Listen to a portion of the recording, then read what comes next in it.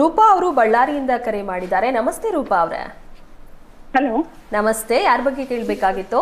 ನಮಸ್ತೆ. ನಮ್ಮ ಇಬ್ಬರ ಮಕ್ಕಳ ಬಗ್ಗೆ ಕೇಳಬೇಕಿತ್ತಮ್ಮ. ಯಾರ್ದಾರು ಒಬ್ರ ಬಗ್ಗೆ ಕೇಳ್ಬೋದಮ್ಮ? ಓಕೆ. ಶಿವಾನಿ ಅಂತ. ಓಕೆ. ಹುಟ್ಟಿದ ದಿನಾಂಕ, ಸಮಯ ತಿಳಿಸಿ. 4/12/96. 4/12/1996. ಸಮಯ 96.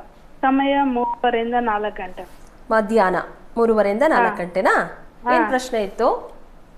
ಅವ್ರ ಮದುವೆ ಬಗ್ಗೆ ಪ್ರಶ್ನೆ ಇತ್ತು. ಸರಿ, ಶಾಸ್ತ್ರಿಗಳಿದ್ದಾರೆ, ಮಾತಾಡಿ. ನಮಸ್ಕಾರ ರೂಪ ಅವರೇ. ನಮಸ್ಕಾರ. ನಮಸ್ಕಾರ. ನಮಸ್ಕಾರ ಗುರುಗಳೇ. ಗೊತ್ತಾಯ್ತು, ವಿವಾಹದ ಬಗ್ಗೆ ಅಲ್ವಾ ಪ್ರಶ್ನೆ? ಹೌದು. ನೋಡೋಣ. ಈಗ ನೋಡಿ, ಇವರಿಗೆ ನಡೀತಾ ಇರೋದು ರಾಹು ದಶೆಯಲ್ಲಿ ಈಗ ನಡೀತಾ ಇರ್ತಕ್ಕಂಥದ್ದು ಬುಧನ ಒಂದು ಕಾಲ ಪ್ರಾರಂಭವಾಗಿದೆ. ಈಗ ಇವರ ಜಾತಕದಲ್ಲಿ ಬುಧ ಭಾಗ್ಯಸ್ಥಾನದಲ್ಲಿದ್ದಾನೆ, ಒಳ್ಳೆಯದೆ.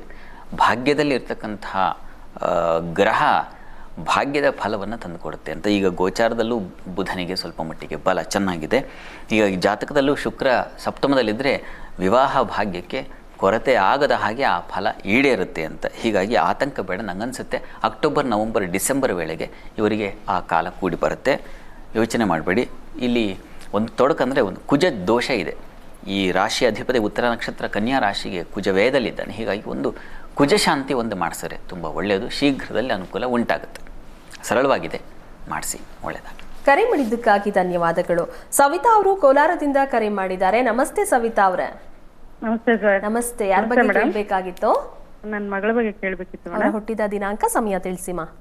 ಮೇಡಮ್ 16/10/2010. 16/10/2010. ಸಮಯ 15ನೇ ತಾರೀಕು ಮಿಡ್ನೈಟ್ 1 ಗಂಟೆ 12 ನಿಮಿಷ ಮೇಡಮ್.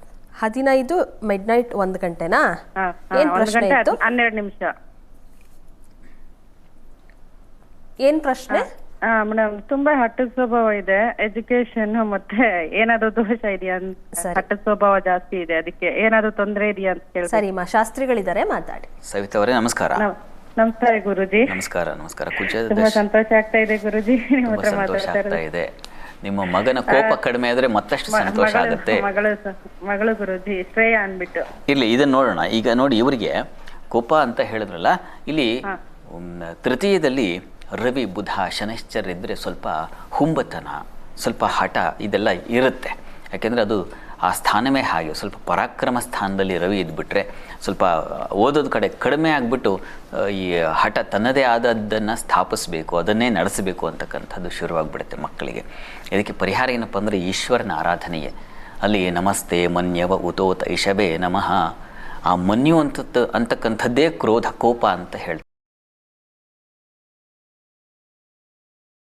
ಮಾಡಿಸಿ ಆ ಅಭಿಷೇಕ ತೀರ್ಥ ಏನಿದೆ ಅದನ್ನು ಸ್ವಲ್ಪ ಪ್ರೋಕ್ಷಣೆ ಮಾಡಿ ಸ್ವಲ್ಪ ಕುಡಿಸಿ ತೀರ್ಥ ಸೇವನೆ ಮಾಡಿಸಿ, ಅದು ಸರಿ ಹೋಗುತ್ತೆ.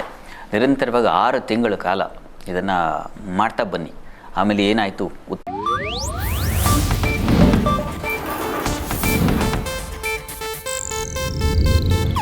ಇದು ಏಷ್ಯಾನೆಟ್ ನ್ಯೂಸ್ ನೆಟ್ವರ್ಕ್ ಪ್ರಸ್ತುತಿ.